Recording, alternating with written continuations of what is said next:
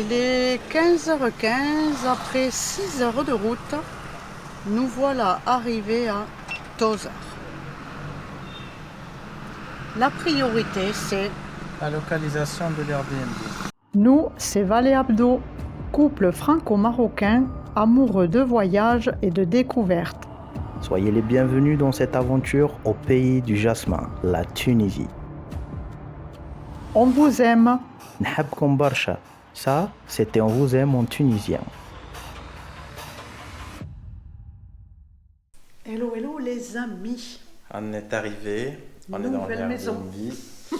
Nouveau Airbnb, et c'est demain que ça va commencer la visite de Tozeur. Le lendemain. Alors, pour vous expliquer, nous sommes arrivés à Tozeur.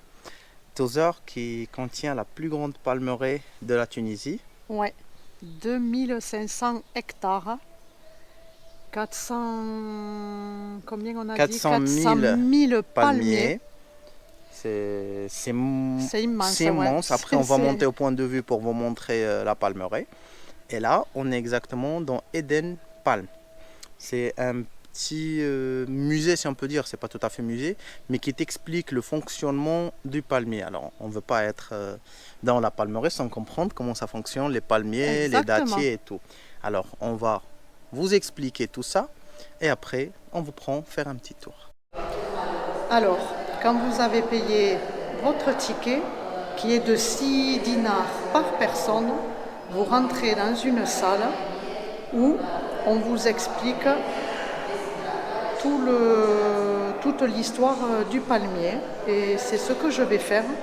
Je vais lire. Alors, c'est difficile de filmer là et de vous lire les explications parce qu'il y a 2 bus de touristes et avec la salle, ça va faire écho. Donc on va essayer de se rappeler de toutes les informations et de vous les redire pendant les visites à l'extérieur dans le jardin. Ça y est, nous avons pris un bon moment à lire tous les panneaux. On a mis une bonne demi-heure quand même. Hein. Si vous voulez lire correctement bien toute l'histoire, ça prend quand même un petit moment. Ouais. Et maintenant, on va se balader et découvrir ce joli jardin, ce joli lieu dans la palmeraie. Les panneaux, c'est très intéressant, c'est très bien fait. Vous allez les trouver écrits en français, en arabe et en anglais. Facile à lire, très clair, très net. Et quand même, on arrive à retenir quand même pas mal d'informations. On a de la chance. Et franchement, si on peut vous conseiller de faire la même chose, on est arrivé, c'était 11h30. Oui, il y avait 2 bus. Il y avait 2 bus, mais sauf que là, les bus, ils sont partis sûrement pour aller manger. Donc prévoyez peut-être de le faire comme ça, à l'heure du repas. Et comme ça, on est tout seul. Et c'est tranquille, c'est plus paisible, déjà aussi pour nous, pour profiter du calme et de l'ambiance. Et aussi pour pouvoir filmer pour vous tranquillement. Si vous saviez les odeurs qui se dégagent, regardez.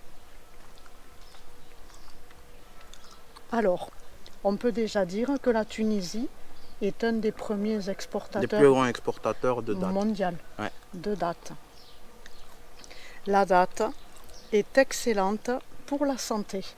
Oui. Elle vous apporte des protéines et Chaque date, ça a 1,4 de protéines. Ça veut dire c'est un parmi les fruits les plus riches de protéines. donc elle est excellente pour la santé. Pensez-y à en consommer. Allez, on vous amène faire un petit tour. Alors, avec le prix du ticket, c'était un peu difficile d'obtenir les informations à l'accueil. Vous pouvez faire la visite tout seul, parce qu'il faut savoir qu'il y a des guides. Mais le guide, quand vous allez rentrer dans la salle, il va vous dire, tu lis. Et après, il vous prend juste pour faire le tour de la visite sans forcément vous expliquer, c'est ça? Oui. Donc nous, on va le faire tout seul. Alors pour le ticket, on a payé 6 dinars chacun. Ouais. Et tu payes 6 dinars avec ou sans guide. On a choisi de faire sans guide, de lire les informations par nous-mêmes et balader. Comme ça, on prend notre temps. Et, comme on dit toujours, on vous conseille de prendre un guide, mais nous, c'est pas très notre truc. Regardez, même là, c'est inclus, mais on n'a pas voulu. On aime prendre notre temps de lire, découvrir et apprendre. Bah, surtout s'ils ne te donnent pas plus d'informations Ouais. pendant la visite, ils te montrent juste le chemin. Donc, Ou elle va te lire ce qu'il y a dans les tableaux. Alors, elle vaut mieux prendre son temps de lire les tableaux par soi. ouais, Ouais, mais c'est un très beau jardin. c'est très beau. Ouais. Allez, on y C'est va. bon la date? C'est excellent. Je l'ai Alors, trouvé par terre. c'est pas grave. Bah, ça tue pas, hein. Ouais, ici, il y a plus que 250 variétés en Tunisie. Ils sont concentrés sur une seule variété, c'est des gelats nord. Ça fait comme des doigts un peu charnus. La date ressemble à des doigts Le un doigt peu de charnus. lumière. Le doigt de lumière. C'est ça? Mais après, c'est très riche. Les principaux, il y a une, je ne me rappelle pas de leur nom exactement. Il y a les dattes rouges, ce qu'on appelle hamor. Il y a les dattes qui sont ronds comme une olive. Et il y a les dattes qui sont longues. Je ne me rappelle pas des deux autres noms.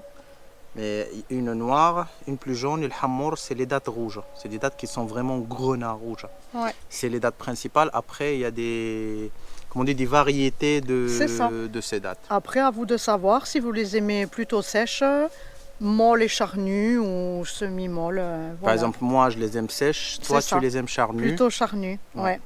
Voilà. C'est il y en a pour une tous les histoire goûts. de goût.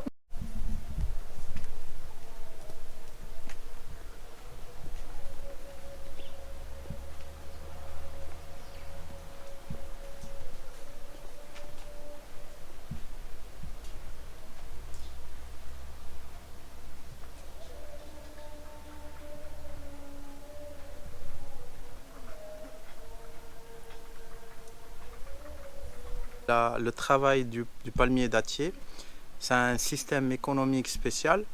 C'est pas en mode souvent, je parle pas maintenant, je parle normalement dans la tradition. Ici, il travaille avec le système Khamset. On appelle au Maroc Khammasa ou Rabba'a. Ça veut dire Khamset, si vous entendez, si vous connaissez un peu la langue arabe, Khamset, ça ressemble au chiffre Khamsa. C'est 1 sur 5, c'est le système de 1 sur 5. Par exemple, moi, je suis propriétaire. Toi, tu n'as pas de terre. Alors, qu'est-ce qu'on va faire? Je vais te dire, tu t'occupes, c'est toi qui gères tout, de début de l'année jusqu'à la production, et tu vas prendre 1 sur 5 de la production. Mais moi, j'y touche à rien. Et vu qu'on parle du khammes, ou khamset, qui est devenu un peu dans les pays maghrébins une insulte maintenant, le khammes, c'est quelqu'un au rabba qui travaille pour l'Inkar, ou il travaille pour un 5, c'est quelqu'un qui vit sur le lieu. Ça devient son lieu d'habitat. Et ici, on a un petit lieu qui explique où il dort le khammes, si on peut dire. Tu vois, c'est tout fabriqué avec du palmier, un peu d'argile, de la terre, pour que ça soit bien isolé. Et là-bas, il a un petit lit avec ce qu'on appelle jrid, ce qui est la feuille du palmier, et une petite limitation avec l'imitation oreiller avec le palmier. Alors, ce qu'il faut savoir, que maintenant, les gens, ils veulent plus travailler avec ce système de khammas rabba, et comme je viens de dire, c'est devenu même une insulte. Chez nous, par exemple, au Maroc, quand on veut t'insulter que tu es ultra pauvre, on te dit fils de khammas, ou le khammas, ou le khammas, sira le khammas. Dans ma région, c'est comme ça qu'on insulte, parce que c'est devenu un signe de pauvreté, pourtant qu'avant, c'était un signe de partenaire, de business, un peu ça. Ce qu'il faut savoir aussi, que le palmier, c'est un arbre très éco. Ah oui, j'ai une correction. On dit toujours arbre, c'est une plante géante. Ok. Le palmier dattier qui est une plante géante, c'est une plante, j'allais dire une arbre, où on jette rien, on profite de toute la plante quand elle est vivante et quand elle est morte. Par exemple, la plante produit des dattes, ça on le sait, chaque année, mais produit une autre chose, et produit ce qu'on appelle jrid, c'est la feuille du palmier. Chaque année, le palmier, il tombe le même nombre qui reproduit de feuilles. S'il reproduit 50 feuilles, il tombe 50 feuilles. S'il reproduit 20 feuilles, il tombe 20 feuilles. Alors ces feuilles, elles sont soit exploitées ici dans la palmeraie pour faire les limites de terrain, parce que les limites de terrain, ils se cassent au bout d'un moment, on limite le terrain avec, comme vous voyez, soit c'est utilisé pour tresser, pour faire comme on dit, des paniers, faire plein de choses avec, pour faire des oreillers et des lits. Ça se fait de moins en moins maintenant, mais pour faire une autre chose qui est spéciale.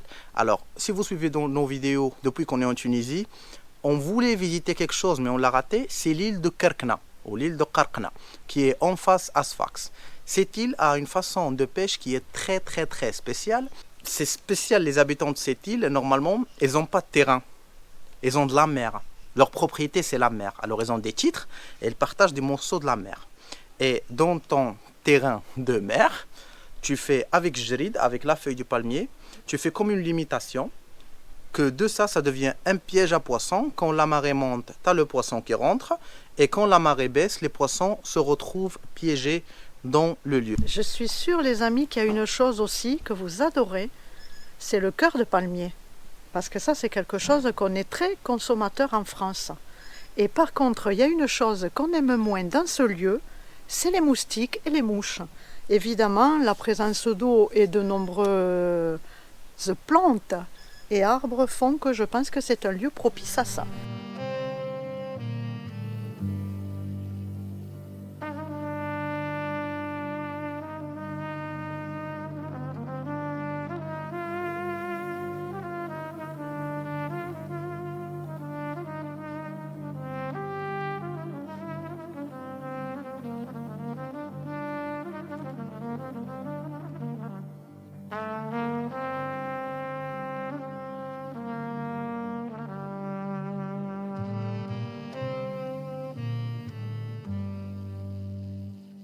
Bon, une visite où il faut venir, les amis, parce que c'est très intéressant, on apprend plein de choses. Ouais. Tu vois le dattier autrement, quand tu apprends tout ça sur l'arbre, tu le vois autrement, tu le vois pas pareil. Ben oui, on apprend vraiment, et des informations quand même faciles à digérer. À rentrer, quoi. Donc c'est intéressant, on ne peut que vous conseiller de venir le faire.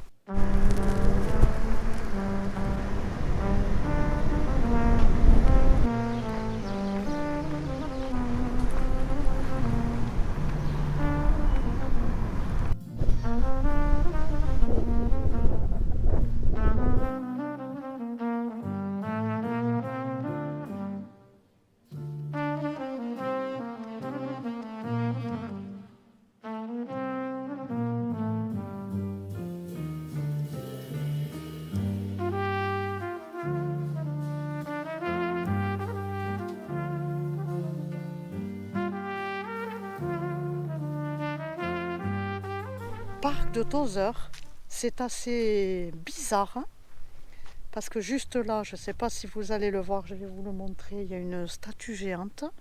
Juste derrière, il y a un aigle ou je ne sais pas. Est-ce que c'était un parc d'attractions? Je ne sais pas. Ça fait bizarre. Ça fait bizarre. Allez, on grimpe. Comme ça, on fait la digestion, mais heureusement, un peu d'ombre. Entre les statues, je ne sais pas. Je ne sais pas à quoi ça servait. Je ne sais pas. Bref, on va essayer de vous trouver le point de vue.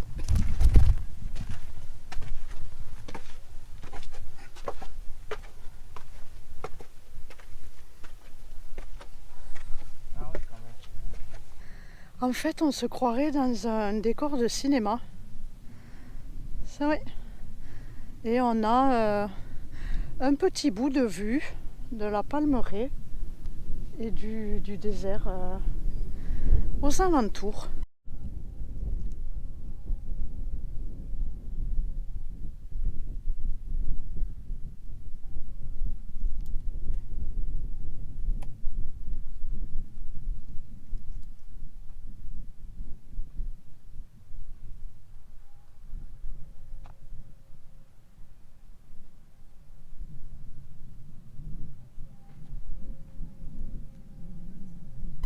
Faut l'avouer, pour moi, hein, rien de grandiose. Si vous êtes à pied, ne faites pas des kilomètres exprès. Hein, pour venir là. Pour venir là, parce que même l'étendue de la Palmeraie, bon, on voit quand même un petit morceau de Palmeraie. On voit que le vert se prolonge là-bas. Tout ça, en fait, je ne sais même pas si vous saurez ou vous pourrez le voir sur la caméra. Hein.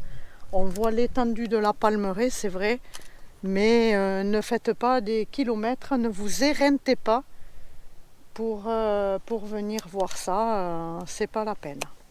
On va rentrer parce qu'il fait super chaud. Oui, on est encore les seuls dehors. Hein. Malheureusement, c'était notre dernière ville en Tunisie. On aurait espéré que ça soit plus grandiose que ça. Je ne sais pas ce qui arrive. Est-ce que la Tunisie avant la Révolution, parce qu'on entend tout le monde parler de la Tunisie, c'est pas la Tunisie de maintenant.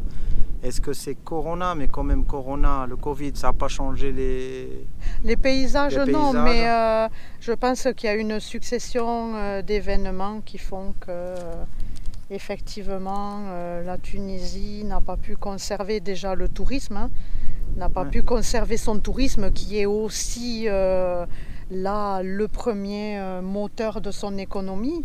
Mais bon. Je sais pas.